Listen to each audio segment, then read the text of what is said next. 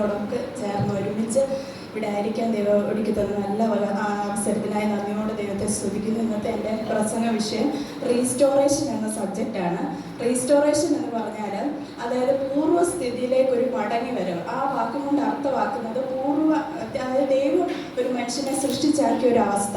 ദൈവത്തിൻ്റെ ഡിസൈനോട് ദൈവം അവനെ സൃഷ്ടിച്ചാക്കി. പക്ഷേ മനുഷ്യൻ്റെ ആദിമ മാതാപിതാക്കളായ ആദാമിൻ്റെയും ഹവ്വയുടെയും പാപനിമിത്തം അവർ ആ അനുസരണക്കേട് കാണിച്ചതുകൊണ്ട് അവർക്ക് ആ പാപം അവർ വന്നതുകൊണ്ട് അവർക്കത് നിൽക്കുവാൻ സാധിച്ചില്ല.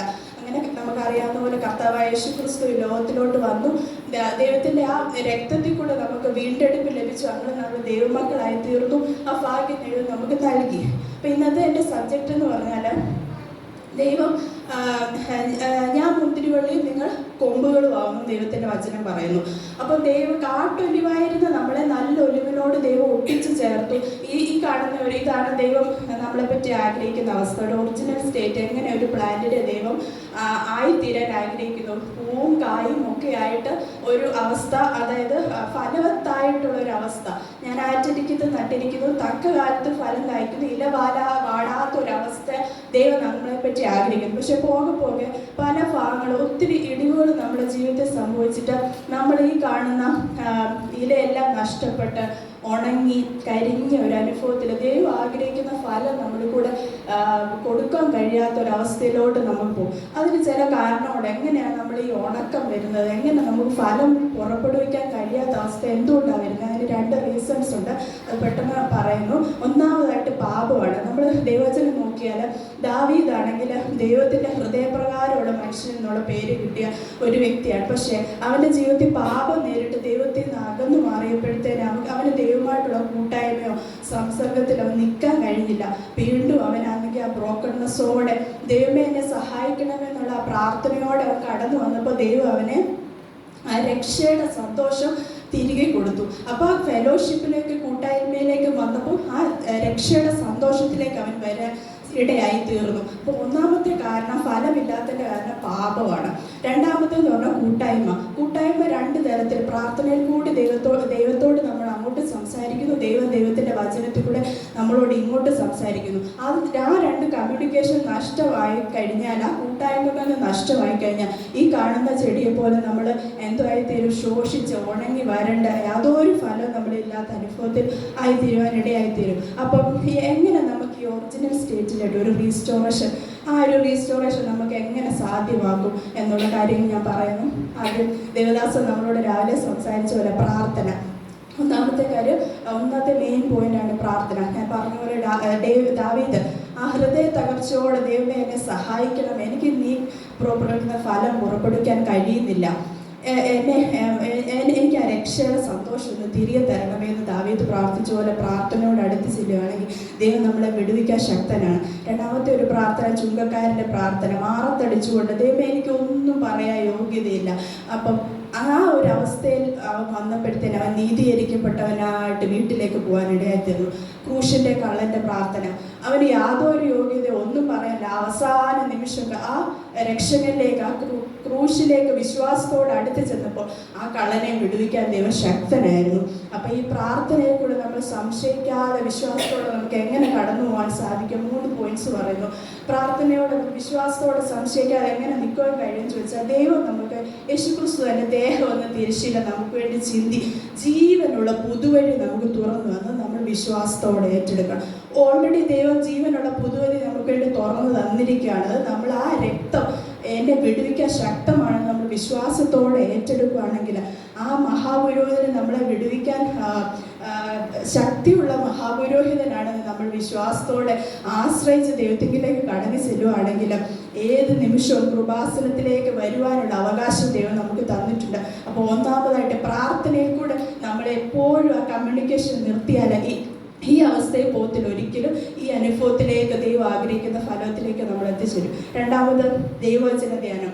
ദേവദാസൻ രാവിലെ ഈ പോയിന്റ് പറഞ്ഞു, നിന്റെ വചനം എൻ്റെ കാലിന് ദീപവും എൻ്റെ പാതയ്ക്ക് പ്രകാശമാകുന്നു. അപ്പം ഈ വചനത്തിൽ കൂടെ നമ്മൾ ജീവൻ നൽകുന്നത്, ഈ വചനത്തോട് നമ്മൾ എന്നിൽ വസിച്ച വിസർജിച്ചിട്ടല്ലാതെ നിങ്ങൾക്ക് ഫലം കഴിക്കാൻ കഴിയത്തില്ല.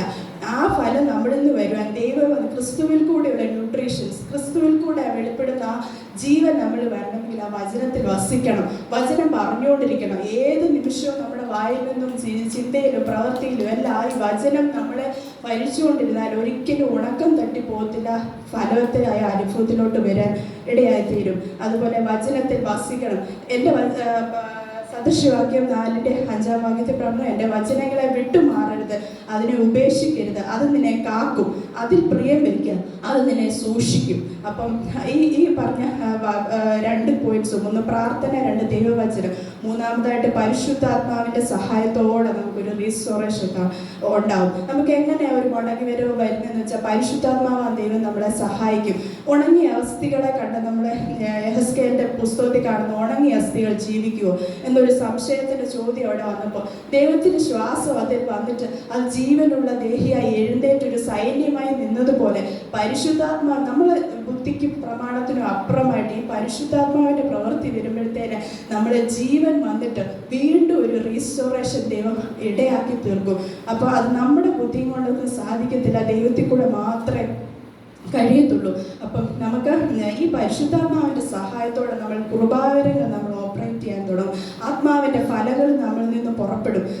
അതുപോലെ ചില വചനങ്ങളൂടെ ഞാൻ പറഞ്ഞു, ഈ റീസ്റ്റോറേഷനുമായി ബന്ധപ്പെട്ട ദൈവവചനത്തിൽ കൂടെ ഉള്ള ചില വചനങ്ങളൂടെ പറയുന്നു.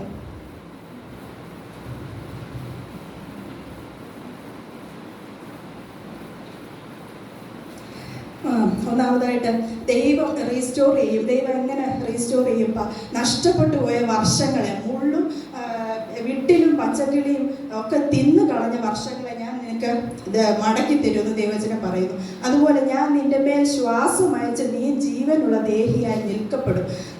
നിന്നെ ഞാൻ ആ ഗ്രേവിൽ നിന്ന്, ശവക്കല്ലറയിൽ നിന്ന് പുറത്തു കൊണ്ടുവരാൻ കഴിയുന്നതാണ് ദൈവത്തിൻ്റെ വചനത്തിലെ ശക്തി, പരിശുദ്ധാത്മാവിൻ്റെ ശക്തി. പ്രാർത്ഥനയോടെ ദൈവത്തിൽ ആശ്രയിക്കുമ്പോൾ ദൈവത്തിന് സാധ്യമാണ്. അങ്ങനെ നമ്മുടെ ആരാധന റീസ്റ്റോർ ചെയ്യപ്പെടാൻ ഇടയാവും. ഹബക്കൂക്കിൻ്റെ പുസ്തകത്തിൽ ഇങ്ങനെ പറയുന്നു, അത്തിവൃക്ഷം ഫലം തരത്തില്ല, മുന്തിരിവള്ളി അതിൻ്റെ ഒന്നും തരത്തില്ല, ഗോശാലയിൽ പശുക്കിടാകളൊന്നും ഉണ്ടാകത്തില്ല, പക്ഷെ എന്നിട്ടും ദൈവത്തിൽ കൂടെ എനിക്ക് ആനന്ദിക്കാൻ കഴിയും. അപ്പം നമ്മളിൽ ഫലവും ഉണ്ടാകുന്നത് ദൈവത്തിൽ കൂടെ മാത്രമാണ്. അവസാനമായിട്ട് ദാവീദ് ഇങ്ങനെ പറയുന്നു, ദൈവമേ ഞാൻ മടങ്ങി വരേണ്ടതിനെ എന്നെ നിന്നിലേക്ക് മടക്കി വരുത്തണമേ. എനിക്ക് പണ്ടത്തെ അവസ്ഥ, നമ്മുടെ പ്രാർത്ഥന എപ്പോഴും ആയിരിക്കണം ശാരീരികമായ റീസ്റ്റോർ. ഒത്തിരി കഷ്ടതയിലും ശാരീരിക ബുദ്ധിമുട്ടിലൊക്കെ കടന്നു പോകുന്നവരൊക്കെ ഉണ്ട്. അപ്പം നമ്മൾ പ്രാർത്ഥിക്കേണ്ടത് ദൈവം ശാരീരികമായി, മാനസികമായി, ആത്മീയമായ ഒരു റീസ്റ്റോറേഷൻ ഈ വർഷം എനിക്ക് നൽകി തരണമെന്ന് പ്രാർത്ഥനയോടെ നമ്മൾ ചെല്ലുകയാണെങ്കിൽ ദൈവം തീർച്ചയായിട്ടും ദൈവം വിടുവിക്കാൻ ശക്തനാണ്. അപ്പം നമ്മൾ ഈ ഒരു അവസ്ഥയിലല്ല, ഈ അവസ്ഥയിലേക്ക് കടന്നു വരാൻ ദൈവം സഹായിക്കും. അവസാനമായിട്ട്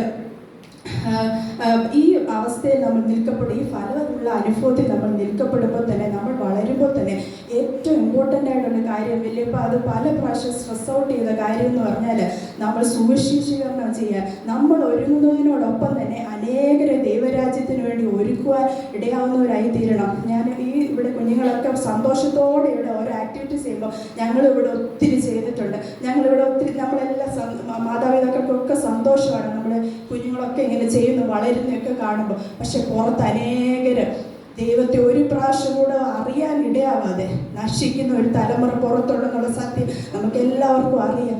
പക്ഷെ അനേകര് മാർച്ച് ചെയ്ത് നരകത്തിന് അവകാശികളായിക്കൊണ്ടിരിക്കുക. അവരൊക്കെ നമ്മുടെ സഹോദരങ്ങളാവട്ടെ, നമ്മൾ പിതാവായ ദൈവത്തിൻ്റെ ഏക മക്കളാവേണ്ടവരാണ്. അവർ നശിച്ചുകൊണ്ടിരിക്കുന്ന ഒരു തലമുറ പുറത്തുണ്ട്. അതിന് വേണ്ടിയിട്ട് കുഞ്ഞുങ്ങളെ ഒരുക്കണം, അവരോട് പറയണം ദൈവത്തിന് വേണ്ടി ഘോഷിക്കാൻ, ദൈവത്തെപ്പറ്റി സംസാരിക്കാൻ, അനേകം കുഞ്ഞുങ്ങളെ നേടണമെന്ന്. ആരെനിക്ക് വേണ്ടി പോകും, ആരെ ഞാൻ അയക്കുമെന്നുള്ള ദൈവത്തിൻ്റെ ശബ്ദം ദൈവത്തിൻ്റെ സഭയോടും ദൈവമക്കളോടും ഒരുപോലെ നമ്മളോട് ഒരുമിച്ച് ചോദിക്കുന്നു. ആ ചോദ്യത്തിന് മുമ്പിൽ എനിക്ക് നമുക്ക് ശക്തിയില്ല, സ്ട്രെങ്ത് ഇല്ല, ശേഷിപ്പില്ല, ഉണങ്ങിയ അനുഭവത്തിൽ മാറി ദൈവമേ എന്നെ മടക്കി വരുത്തി ദൈവം ആഗ്രഹിക്കുന്ന ഒരു അവസ്ഥയിലേക്ക് എന്നെ ആക്കി തീർക്കണേ എന്ന് പറഞ്ഞു പ്രാർത്ഥനയോടെ നമുക്ക് ആയിത്തീരാം. എനിക്ക് 4 വരി പാട്ട് സമയം പോയെന്നറിയാം, എന്നിട്ട് പാടാതിരിക്കാൻ പറ്റുന്നില്ല. ആരെ ഞാൻ അയക്കേണ്ടു, ആരിനി പോയിടും, ആരുമനതാവിനിമ്പസ്വരം മുഴങ്ങുന്നൻ കാതുകളിൽ, ആരെ